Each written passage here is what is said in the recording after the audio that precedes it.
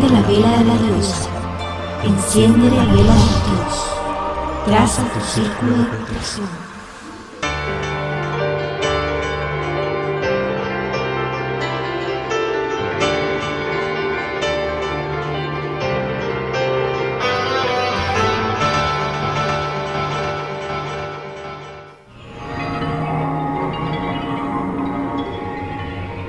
Bicorporiedad, transfiguración e invisibilidad de los espíritus.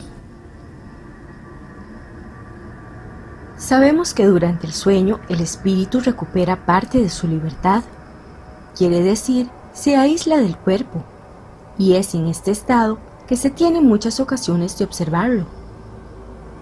Pero el espíritu, sea el hombre muerto o vivo, tiene siempre su envoltura semimaterial, que puede adquirir la visibilidad y la tangibilidad.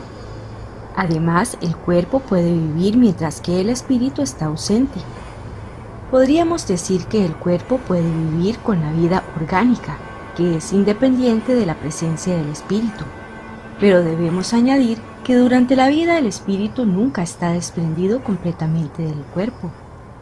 Los espíritus, lo mismo que ciertos médiums videntes, reconocen el espíritu de una persona viviente por medio de un cordón luminoso en su cuerpo, fenómeno que no tiene nunca lugar cuando el cuerpo está muerto, porque entonces la separación es completa. Por medio de esta comunicación, el espíritu es advertido instantáneamente de la necesidad que el cuerpo puede tener de su presencia, y entonces vuelve con la prontitud del relámpago, desde cualquier distancia que esté. Resulta de esto que el cuerpo jamás puede morir mientras dure la ausencia del espíritu, y que no puede nunca acontecer que éste a su vuelta encuentre la puerta cerrada como se ha hecho creer. El espíritu de una persona viva, aislado del cuerpo, puede aparecer como el de una persona muerta, y tener todas las apariencias de la realidad. Además puede adquirir una tangibilidad momentánea. Es el fenómeno designado bajo el nombre de bicorporiedad, el que ha dado lugar a las historias de los hombres dobles, esto es, de individuos cuya presencia simultánea ha sido acreditada en dos parajes diferentes.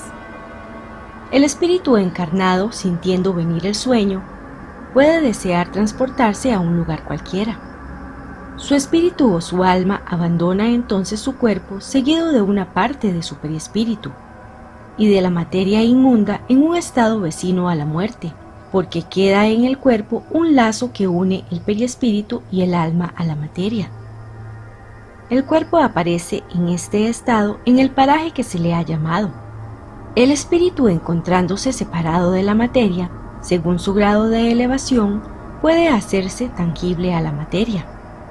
El alma puede dividirse cuando se siente transportada a un lugar diferente de aquel en que se encuentra el cuerpo. Puede acontecer que el cuerpo no duerma, aunque esto sea muy raro, pero entonces el cuerpo no está jamás en un estado perfectamente normal, está siempre en un estado más o menos extático. Es importante aclarar que el alma no se divide en el sentido literal de la palabra, irradia por diferentes lados, y es así como puede manifestarse sobre muchos puntos sin estar dividida. Es lo mismo que una luz que pueda simultáneamente reflejarse en muchos espejos. Si se despierta bruscamente a una persona en el mismo momento que sumergido en el sueño, su espíritu apareciese en otra parte, no sucede nada, porque volvería el espíritu al cuerpo y prevendría la intención de una tercera persona, ya que el espíritu lee el pensamiento.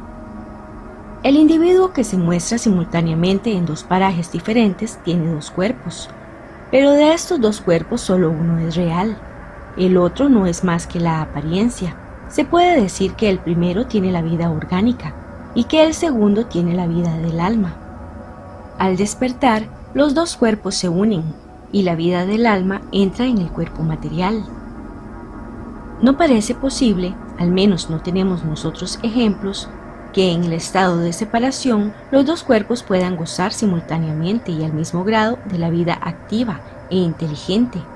Se deduce además que el cuerpo real no podría morir mientras que el cuerpo aparente quedase visible. La aproximación de la muerte llamaría siempre al espíritu al cuerpo, aunque solo fuese por un instante. Resulta igualmente que no podría darse la muerte al cuerpo aparente, porque no es orgánico, ni está formado de carne y hueso. Desaparecería en el mismo momento que se tratara de matarle. En el caso del fenómeno de la transfiguración, consiste en el cambio de aspecto de un cuerpo vivo. Existe documentado un caso en 1858 en que una joven de unos 15 años gozaba de la singular facultad de transfigurarse, esto es, de tomar en momentos dados todas las apariencias de ciertas personas muertas. La ilusión era tan completa que se creía tener la persona delante de sí, por lo semejantes que eran las facciones, la mirada, el sonido de la voz y hasta la jerga o dialecto. Este fenómeno se ha renovado centenares de veces, independientemente de la voluntad de la joven. Muchas veces tomaba la apariencia de su hermano muerto algunos años antes. Tenía no solo su figura, sino su talla y el volumen del cuerpo. Un médico del país, varias veces testigo de estos raros efectos, y queriendo asegurarse si era él juguete de una ilusión, hizo la experiencia siguiente.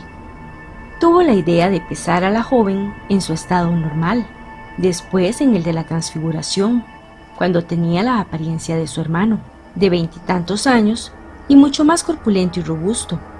Pues bien, se encontró que en este último estado el peso era casi el doble. La experiencia era concluyente y no era posible atribuir esta apariencia a una simple ilusión óptica. La transfiguración, en ciertos casos, puede tener por causa una simple contracción muscular que puede dar a la fisonomía una expresión diferente, al punto de hacer a la persona casi desconocida. Nosotros lo hemos observado muchas veces en ciertos sonámbulos, pero en este caso la transformación es radical. Una mujer podrá aparecer joven o vieja, bella o fea, pero será siempre una mujer, y su peso sobre todo no aumentará ni disminuirá. En el caso anterior es bien evidente que hay alguna cosa más. La teoría del periespíritu nos pondrá en camino. Está admitido que el espíritu puede dar a su periespíritu todas las apariencias, que por una modificación en la disposición molecular puede darle la visibilidad, la tangibilidad y por consecuencia la opacidad, que el perispíritu de una persona viva aislada del cuerpo puede sufrir las mismas transformaciones y que este cambio de estado se opera por la combinación de los fluidos. Figurémonos ahora el perispíritu de una persona viva, no aislada, sino irradiando alrededor del cuerpo de manera que lo envuelva con una especie de vapor. En este estado puede sufrir las mismas modificaciones que si estuviese separado del cuerpo. Si pierde su transparencia, el cuerpo puede desaparecer, venir a ser invisible y estar velado como si estuviese metido en una densa niebla.